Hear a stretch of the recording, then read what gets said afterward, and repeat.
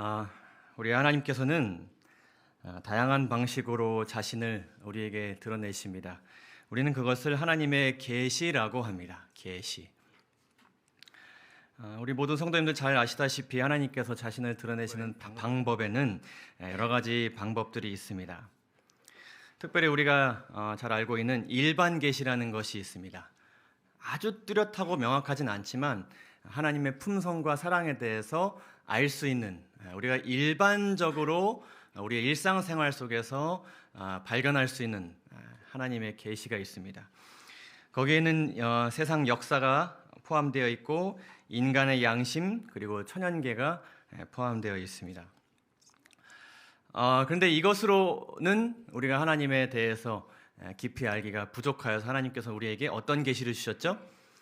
특별한 계시를 주셨습니다. 그것은 성경과 성경 자체이시고 이 땅을 창조하신 예수 그리스도이십니다. 우리가 계속해서 교과를 통하여서 이 특별 계시, 특별히 이 성경에 대한 중요성, 진리를 말씀 속에서 발견하는 것에 대한 중요성을 계속해서 우리 마음 가운데 새기고 있습니다. 그러나 이것이 가장 중요한 것이지만 그럼에도 불구하고 일반 계시 또한 우리에게 참 중요한 것입니다. 왜냐하면 그것 또한 하나님을 드러내기 때문입니다. 사실 오늘 이 장소가 아니라 아름다운 천연계 속에서 제가 이 말씀을 선포해야 했었기 때문에 오늘은 특별히 일반 계시 중에서 이 천연계에 대한 말씀을 좀 드리고자 합니다. 공교롭게도 오늘 우리 허대현 집사님 짧게 신앙 고백해 주시고 또 우리 최경환 장로님 기도해 주셨는데 모두 우리 창조주이신 하나님에 대한 감사의 마음을 표현하셨죠. 저 또한 오늘 그렇게 하고자 합니다. 시편 19편 1절에서 4절에 있는 말씀을 제가 읽도록 하겠습니다. 이것은 바른 성경이라는 번역본에 기록된 말씀입니다. 천연계에 대해서 하나님께서 이렇게 말씀하였습니다. 하늘은 하나님의 영광을 선포하고 궁창은 그분의 손으로 하신 일을 나타낸다. 낮은 낮에게 말하고 밤은 밤에게 지식을 전하니 언어가 없고 말이 없으며 그들의 음성이 들리지 않으나 그 소리가 온 땅에 퍼지고 그 말씀이 세상 끝까지 이른다. 이 천연계가 하나님을 증거하는 방식입니다. 언어가 없고 말이 없고 정확한 지식에 대해서 우리에게 일러주는 음성은 없으나 그 소리가 하나님의 영광을 선포하고 그분의 손으로 하신 일을 선포하는 그 소리가 온 땅에 퍼진다고 이렇게 말씀하고 계십니다. 그래서 이 영감의 글에서는 이 천연계를 이렇게 표현하였습니다. 어떤 설교자들이요? 조용한 설교자들. 말을 하지는 않지만 하나님에 대해서 선포하는 어떤 설교자들이요? 조용한 설교자들이요. 사람들이 만일 주의를 기울여 듣는 청중이 되기만 하면, 우리가 듣고자 하기만 한다면 이 조용한 설교자들은 사람들에게 그들의 교훈을 가르칠 것이다. 그래서 오늘 이 시간 천연계를 통해서 우리가 무엇을 배움받을 수 있는지에 대해서 살펴보도록 하겠습니다. 시작하기 전에 좀 흐린 날씨 가운데 어두침침한 실내로 들어왔지만 천연계의 소리를 1분간 들려드리도록 하겠습니다. 눈을 감고 들으셔도 괜찮고 영상을 보시면서 들으셔도 괜찮습니다. 무엇을 이야기하는지, 하나님께서 여러분 마음 가운데 무엇을 말씀하고 계시는지 한번 들어보시기 바랍니다.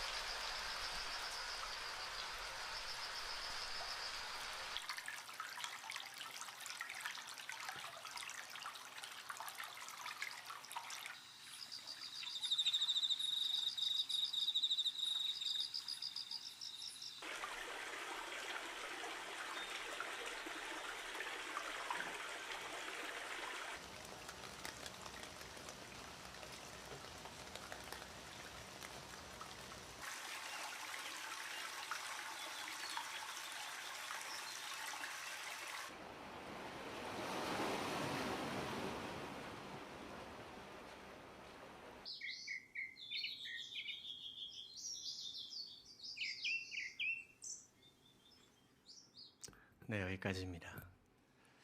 어떤 음성을 들려주셨나요? 괜시리 눈물이 나는 분들도 있으신 것 같습니다.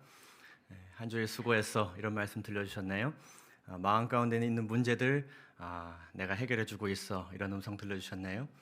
세상은 나의 뜻대로, 나의 계획대로 흘러가고 있어, 너만 정신 차리면 돼, 라고 말씀하시는 것 같나요? 천연계는 우리에게 하나님에 대한 많은 지식을 알려주고 그분의 음성을 우리에게 들려줍니다. 특별히 천연계는 우리에게 어떤 삶을 보여주냐면 창조주께, 나를 지으신 하나님께 절대 복종하는 삶의 모습을 우리에게 보여줍니다. 여러분 잘 아시는 창세기 1장의 창조 기사를 보게 되면, 유심히 들여다보게 되면 천연계가 창조주를 어떻게 생각하는지에 대해서 어렴풋이 알게 됩니다. 이러한 선포를 통해서 세상 역사가 시작되었다는 것 우리가 잘 알고 있습니다. 태초에 하나님이 천지를 창조하시니라. 땅이 혼돈하고 공허하며 흑암이 깊음 위에 있고 하나님의 영은 수면 위에 운행하시니라. 하나님이 이르시되 빛이 있으라 하시니 빛이 있었고 빛이 하나님이 보시기에 좋았더라. 이 지구에는 땅이 있었습니다. 어떻게 보면 버려져 있었고 황폐해져 있었던 땅이 있었습니다. 그 땅에 하나님께서 빛을 허락하셔서 그 땅의 모습이 환히 드러나게 해주셨습니다. 그리고 며칠이 흘러 하나님께서는 이 땅에게 특별한 명령을 내리셨습니다. 하나님이 이르시되 땅은 풀과 씨 맺는 채소와 각기 종류대로 씨 가진 열매 맺는 나무를 내라 하시니 그대로 되어 땅이 풀과 각기 종류대로 씨 맺는 채소와 각기 종류대로 씨 가진 열매 맺는 나무를 내니 하나님이 보시기에 좋았더라. 하나님께서는 이 모든 만물을 그분의 말씀으로 창조하셨습니다.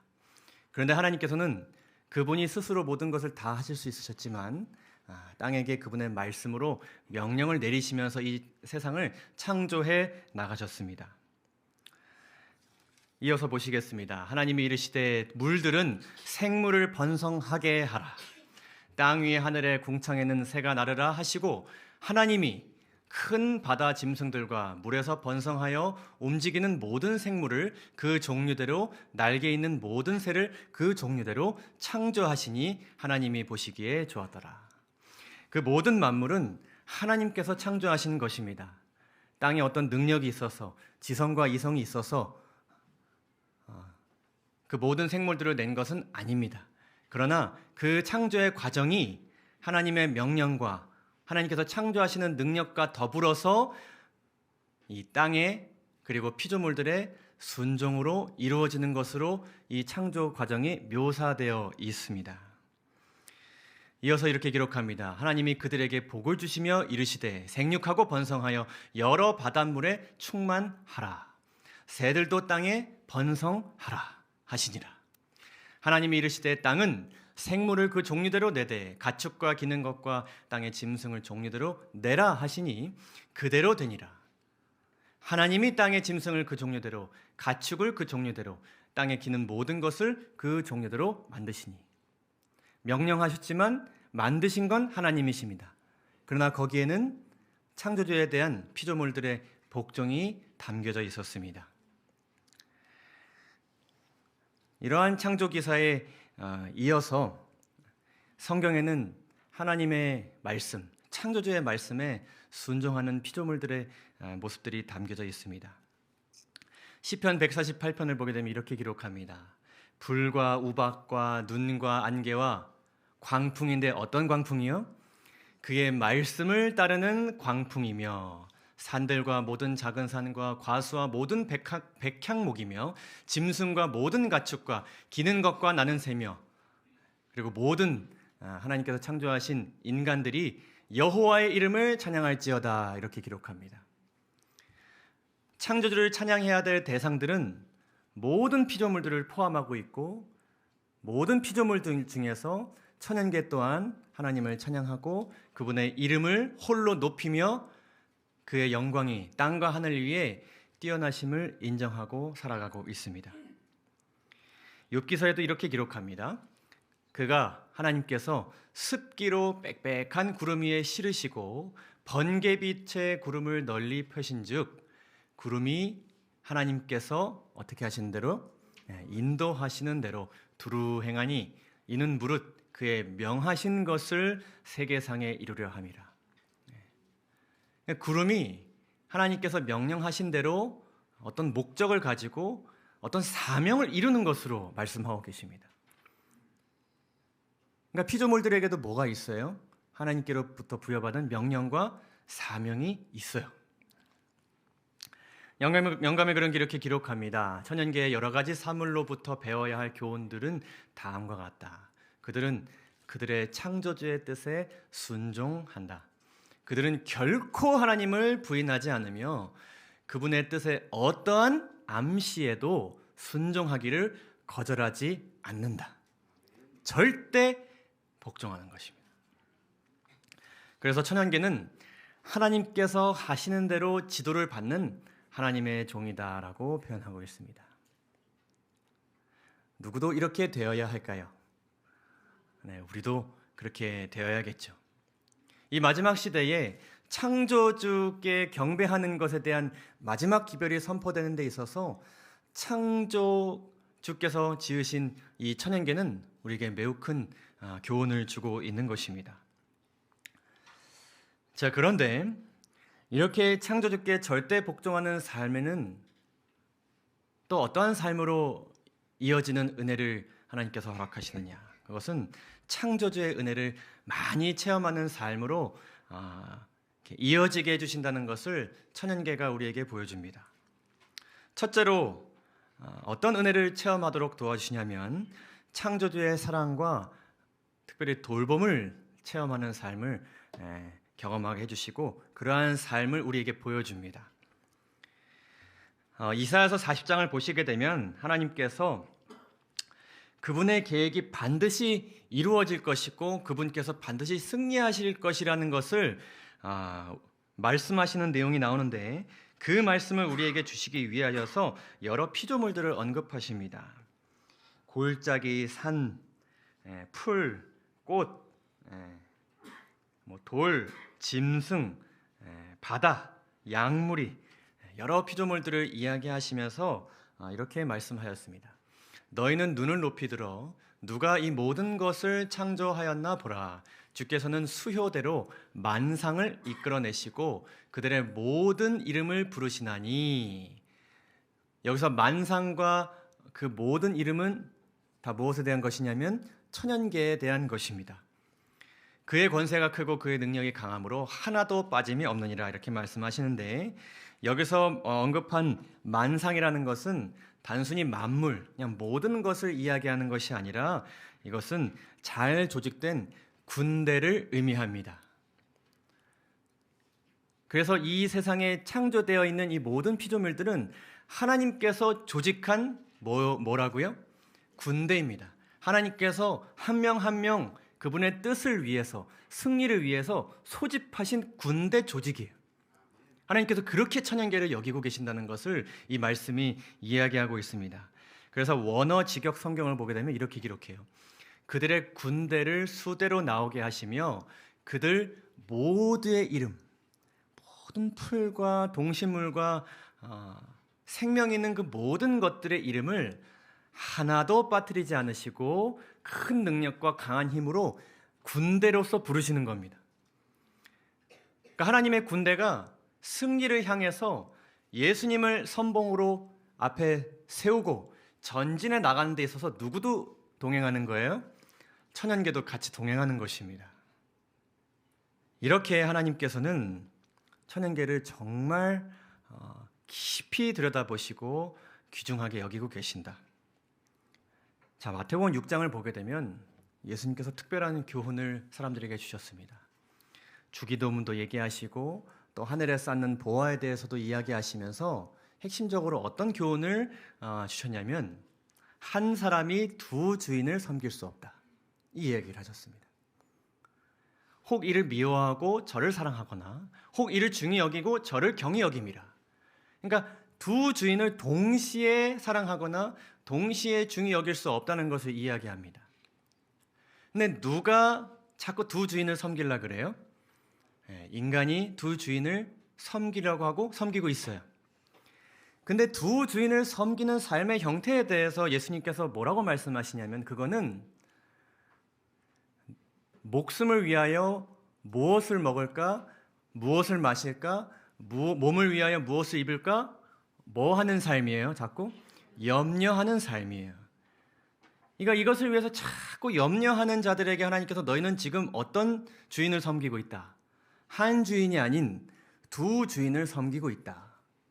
한 주인을 섬긴다면, 오직 하나님을 한 주인으로 섬긴다면 너희가 이것에 대해서 염려할 수가 없다라고 말씀하시는 거예요. 그러면서 뭐라고 말씀하시는 거냐면 공중의 새를 보라 이렇게 말씀하시는 거예요. 공중의 새는 누구를 섬기고 있어요? 한 주인을 섬기고 있어요. 심지도 않고 거두지도 않고 창고에 모여들이지도 아니하되 너희 하늘 아버지께서 기르시나니 너희는 이것들보다 귀하지 아니하냐. 너희 중에 누가 염려함으로 그 키를 한 자라도 더 할 수 있겠느냐.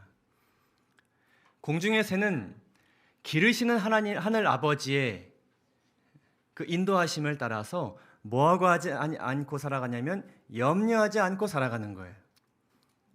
반대로 한 주인을 섬기는 삶에는 염려가 없어지는 은혜를 하나님께서 허락하시는 것입니다. 왜냐하면 하나님께서는 그 모든 피조물들의 이름을 빠짐없이 알고 계시고 군대로서 그 모든 한 명 한 명을 먹이시고 채우시기 때문입니다. 그 사실을 누가 이해하고 있어요? 공중의 새들이 이해하고 있어요. 또 이야기하십니다. 또 너희가 어찌 의복을 위하여 염려하느냐. 들의 백합화가 어떻게 자라는가 생각하여 보라. 당시 그 광야 지역에서 이 들의 백합화는 참 흔한 꽃이었습니다. 그냥 늘 저 자리에 있겠거니 생각하고 살아온 그런 이웃 같은 친구 같은 그런 피조물이었습니다. 근데 그 피조물은 어떻게 살아가고 있었냐면 의복을 위하여 염려하지 않고 살아가고 있었습니다. 길쌈도 하지 않고, 이것은 무엇인가 하면 자기를 꾸미기 위해서 자신을 다듬고 욕심을 부리고 노력하고 이러지 않는다는 것입니다. 그러나 너희에게 말하노니 솔로몬의 모든 영광으로도 입은 것이 이 꽃 하나만 갖지 못하였느니라. 오늘 있다가 내일 아궁이에 던져지는 들풀도 하나님이 이렇게 입히시거든 하물며 너희일까 보냐. 믿음이 어떠한 자들아? 작은 자들아. 그러므로 염려하여 이르기를 무엇을 먹을까? 무엇을 마실까? 무엇을 입을까? 염려하지 말라라고 말씀하였습니다. 하나님께서는 피조물들을 이렇게 아끼시는데 이 피조물보다 더 귀하게 여기시는 인간이 자꾸 어떤 주인들을 섬겨요?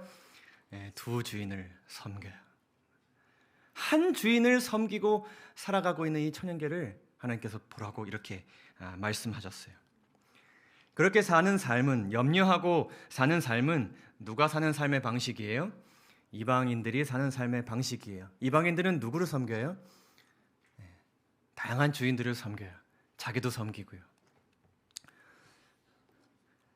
영감의 글에 이렇게 기록합니다. 천연계의 기묘하고 아름다운 사물들을 바라보라. 그것들이 사람뿐만 아니라 모든 산 피조물들을 필요와 행복에 얼마나 잘 적용되어 있는지 생각해보라.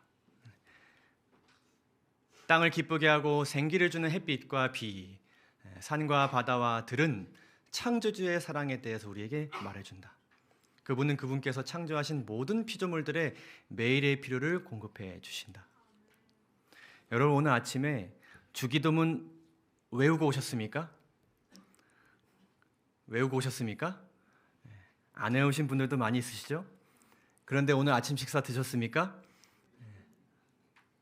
오늘 일용할 양식을 주옵시고라고 우리는 이야기하지 않았으나 우리는 이미 땅과 비와 바람과 천연계를 움직이신 하나님의 은혜로 인해서 우리는 오늘 밥을 먹고 왔습니다. 그것이 하나님께서 우리를 돌보시는 방법이십니다. 창조주께서는 피조물들을 이렇게 돌보십니다. 그래서 그 돌봄을 통하여서 피조물들은 그들의 생명을 유지합니다. 하나님 안에서 행복할 수 있고 평안할 수 있습니다. 그런데 하나님께서 창조주께서 피조물들에게 주시는 은혜는 거기서 그치지 않습니다. 창조주의 은혜는 망가진 피조물들을 회복시키십니다. 1986년 체르노빌 원자력 발전소 사고, 여러분 잘 아시죠? 이 일로 인하여서 해당 지역은 사람들이 대부분 떠나면서 방사능 오염 지역이 되었습니다. 지금은 관광객들만 들어가는 그런 곳이 되어버렸죠. 하지만 그곳에 있는 땅과 동물들과 식물들은 하나님께서 그들에게 명령하신 것을 묵묵히 하루하루 수행해 나갔습니다. 하루하루 영양소를 공급하고 하루하루 꿀을 실어 나누면서 하루하루 좋은 공기를 내뿜으면서 서로가 서로에게 선이 되었고 하나님의 명령을 이행하였습니다. 그리고 이제는 인간에게는 들어갈 수 허락되지 않는 방사능 표지판이 있는 곳으로 세워져 있지만 그곳은 완전한 사랑에 대한 절대 복종으로 인한 완전한 회복의 열매가 맺혀지게 되었습니다. 하나님께서 더욱더 아끼시는 우리 인간이 이를 우리 마음 가운데 가득 품어야 되지 않을까요? 사랑하는 성도 여러분, 완전한 사랑에 대한 절대 복종만이 완전한 행복과 회복을 경험할 수 있다는 것을 꼭 기억하게 되시기를 간절히 소망합니다. 여기는 미국 북서부 캘리포니아주 오리건주에 있는 캐스케이드 산맥이라는 곳입니다. 늘 그렇듯 미국에는 산불이 자주 있습니다. 특별히 여기는 매우 큰 산불이 있게 되어서 황무지가 되어버렸습니다. 인간은 이것에 대해서 할 수 있는 것이 전혀 없습니다. 저도 미국에서 살아봤지만 산불이 있게 되면은 그들이 하는 것은 무엇인가 아무도 들어가지 않게 하고 그냥 내버려 두는 것입니다. 그것이 가장 좋은 해결책이라서 그렇게 하는지는 잘 모르겠습니다. 그러나 그것은 인간의 한계인 것이죠. 어떻게 할 수가 없는 것입니다. 너무 넓고 너무 그 상태가 심각하기 때문이었습니다. 이 캐스케이드 산맥 또한 산불로 인하여서 그것이 인재였든 자연재해였든 산불로 인하여서 모든 나무가 타버리고 동식물들이 죽게 되었습니다. 그러나 놀라운 일들이 일어나게 되었습니다. 겨울이 되었고 이곳에 눈이 내리게 되었습니다. 겨울이기 때문에 눈이 내린 것이었지만 이 눈은 토양을 안정화시켰고 눈 아래 그 공기를 따뜻하게 만들어 주어서 식물이 서식할 수 있는 환경을 제공하였습니다. 그리고 나무가 내뿜는 탄소들이 땅에로 전달되지 않도록 눈은 보호막의 역할을 하였습니다. 그리고 그 아래서 물이 개선되었고 수질이 개선되었고 결국에는 아래서부터 눈이 녹으면서 이렇게 생물들이 파랗게 피어오르기 시작했습니다. 여전히 이곳에서는 하나님의 명령에 대한 완전한 복종이 이루어지고 있고 하나님의 말씀에 복종하는 식물들이 상처받은 나무들을 위로하고 치유하고 있습니다. 우리의 삶 또한 이렇게 해야 되지 않을까요?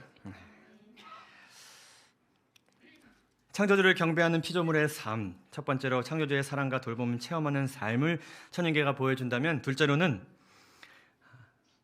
사람의 행복과 구원을 위해 쓰임받는 삶을 천연계가 우리에게 보여줍니다.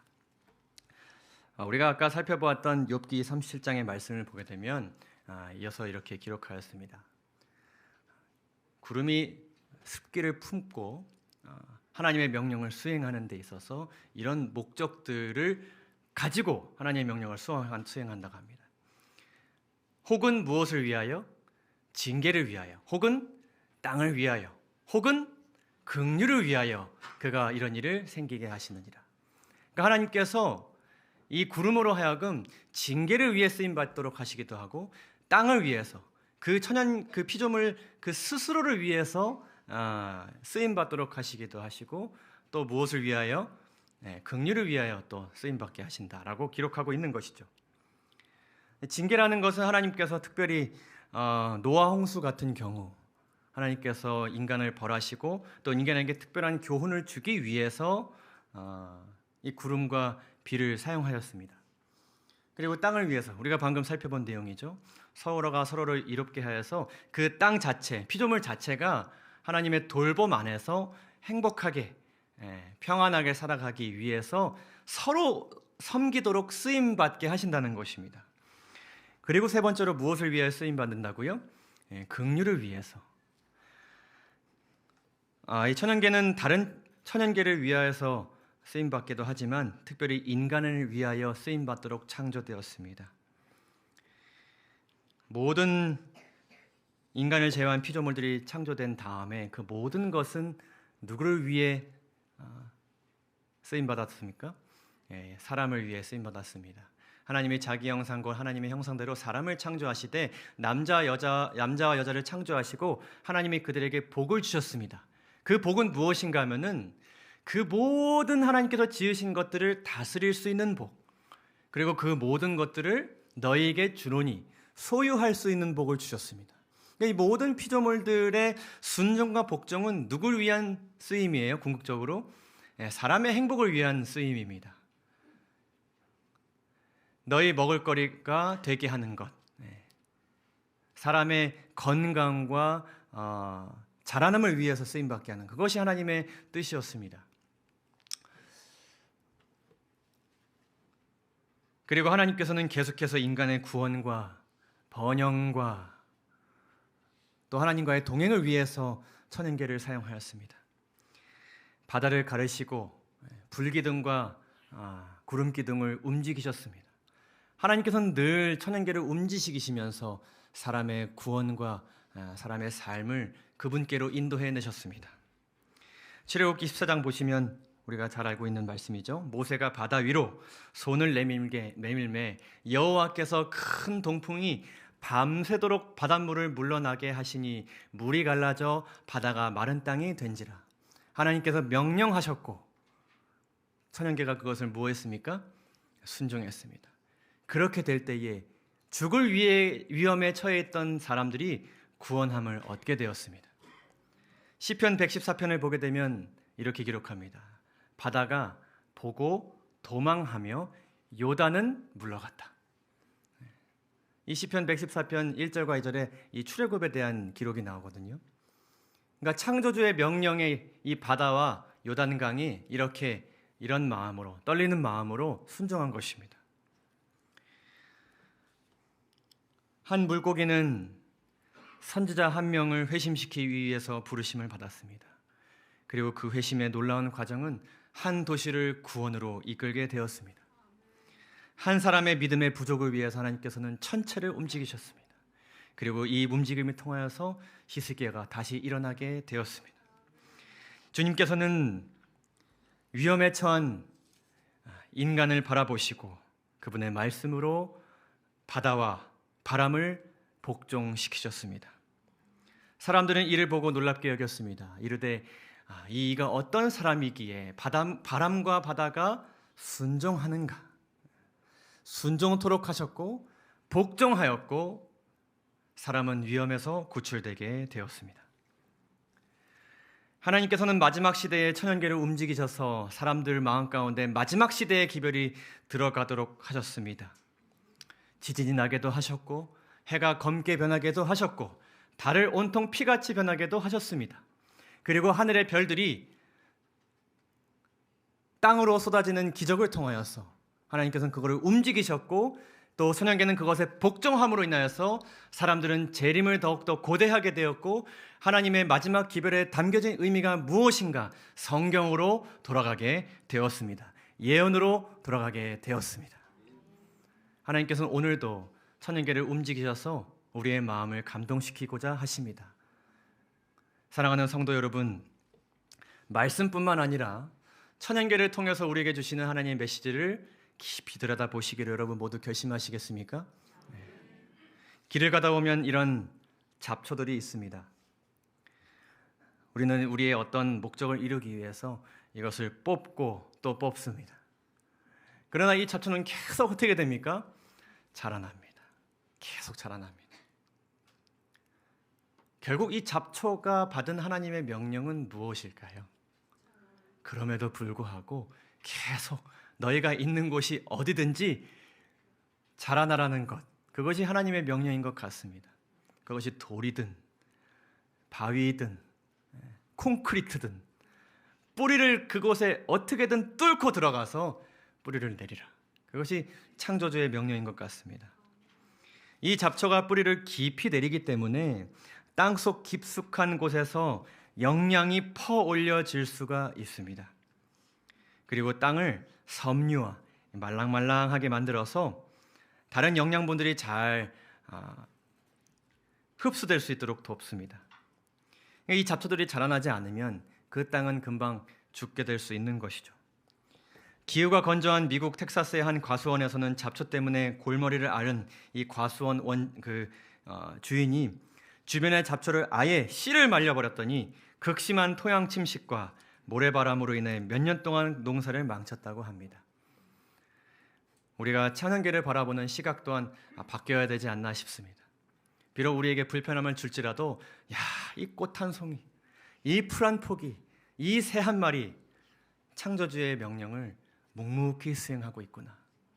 비록 인간의 비난을 받을지라도. 저는 이 모습을 보면서 예수님의 사역이 떠올랐습니다. 누가 비난할지라도, 핍박을 할지라도 끝까지 나는 어떻게 하겠다? 뿌리를 내리고 자라나겠다. 이것이 그리스도인의 정신인 것 같습니다.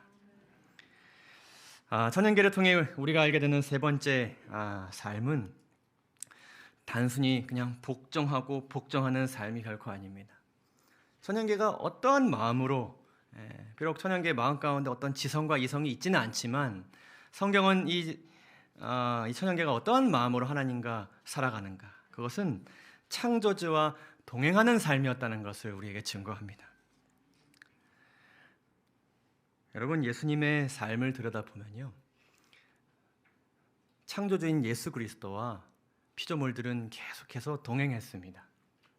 단 한 번도 예수님께서는 이 창조주와 멀리 떨어져서 살지 않으셨습니다. 우리가 시대 소망을 보게 되면요, 예수님께서는 어릴 적부터 천연계 가운데서 삶을 보내셨다고 기록하고 있습니다.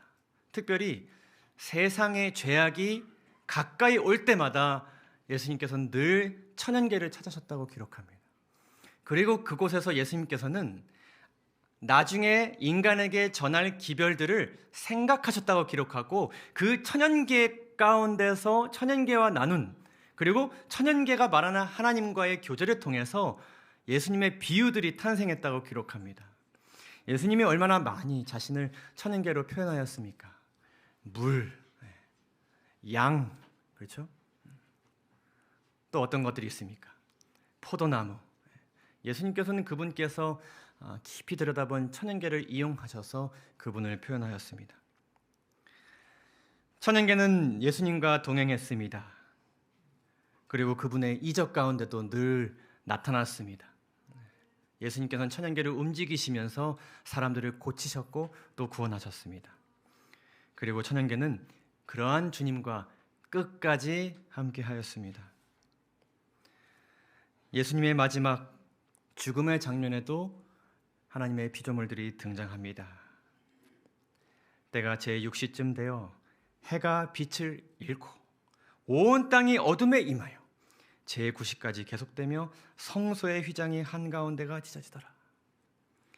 예수께서 다시 크게 소리 지르시고 영원히 떠나가시니라. 성소 휘장이 위로부터 아래까지 찢어져 들이대고 땅이 진동하며 바위가 터지고, 대제사장들과 장로들은 하나님의 사랑하는 아들이 고뇌할 때에 그분을 조롱하였다. 그러나 생기 없는 천연계는 오히려 피 흘리며 죽어가는 창조주와 함께 뭐하였다고요? 신음하였다. 끝까지 천연계는 그분의 아픔과 함께 했습니다. 땅은 흔들렸다.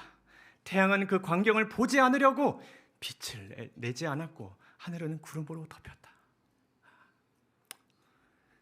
사랑하는 성도 여러분, 우리 모두가 이렇게 주님과 동행해야 되지 않겠습니까?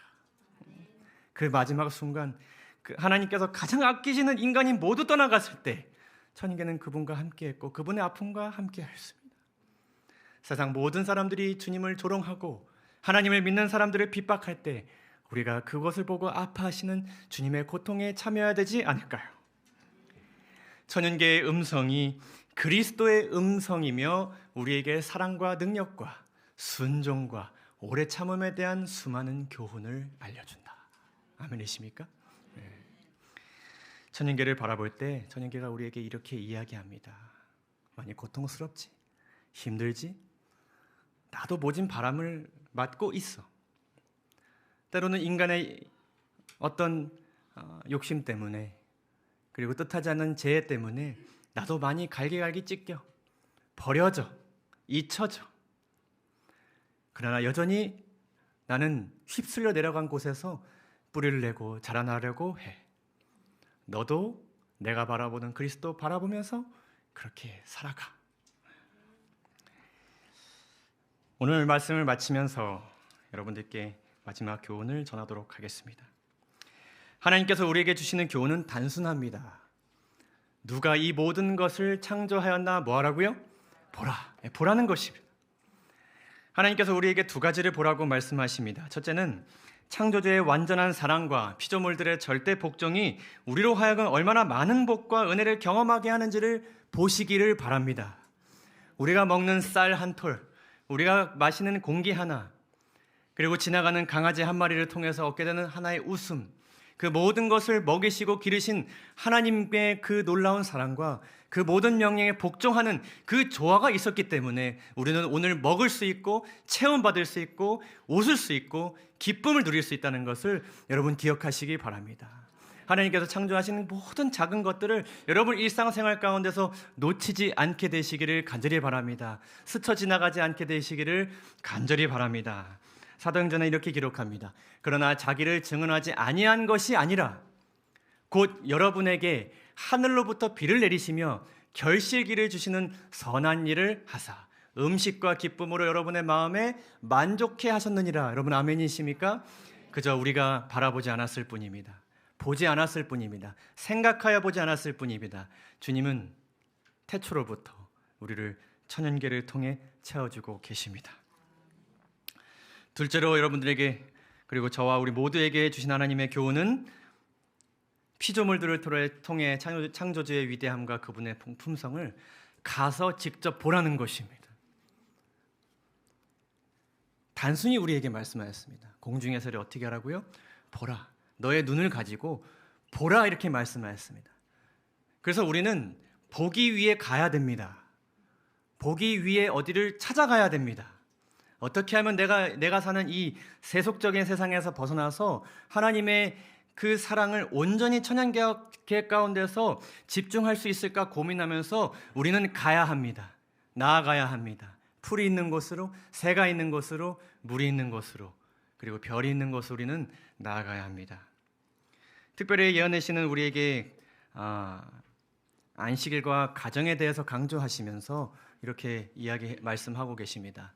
하나님을 사랑하는 모든 사람들은 안식일이 기쁘고 거룩하고 높임받는 날이 되도록 그들이 할 수 있는 것을 해야 한다. 계획해야 된다는 것입니다. 안식일을 거룩하게 보내기 위해서 우리는 끊임없이 고민해야 되는 것입니다. 특별히 무엇이 고민해야 되냐면 이번 가정의 달을 맞이해서 가정이 이것을 고민해야 된다는 것을 우리에게 말씀하고 계십니다. 가정에서 우리는 우리 자녀를 흥미롭게 하기 위하여 시간을 바쳐야 한다. 우리는 그들과 함께 오기로 나아갈 수 있을 것이며 천연계의 아름다운 사물에 그들의 주의를 돌림으로 사랑과 존경을 그들에게 고취시킬 수 있다. 많이 바쁘시죠? 시간 내기 어려우시죠?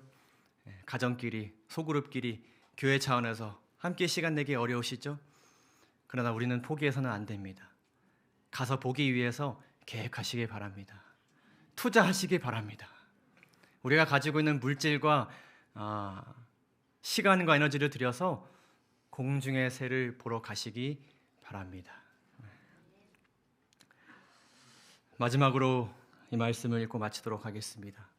하나님께서 우리에게 주신 마지막 이 시대의 기별입니다. 그가 큰 음성으로 이르되 하나님을 두려워하며 그에게 영광을 돌리라. 이는 그의 심판의 시간이 이르렀음이니 하늘과 땅과 바다와 물들의 근원을 만드신 이를 경배하라 하더라. 하늘과 땅과 바다와 물들은 지구 역사 가운데서 늘 근원을 만드신 이를 경배하고 살아왔습니다. 그 경배의 길에 우리 모두, 하나님께서 가장 귀히 여기시는 우리 모두가 끝까지 예수 그리스도께서 다시 오시는 그날까지 천연계와 더불어 하나님 안에서 동행하기를 간절히 바라면서 오늘 말씀을 마치도록 하겠습니다. 감사합니다.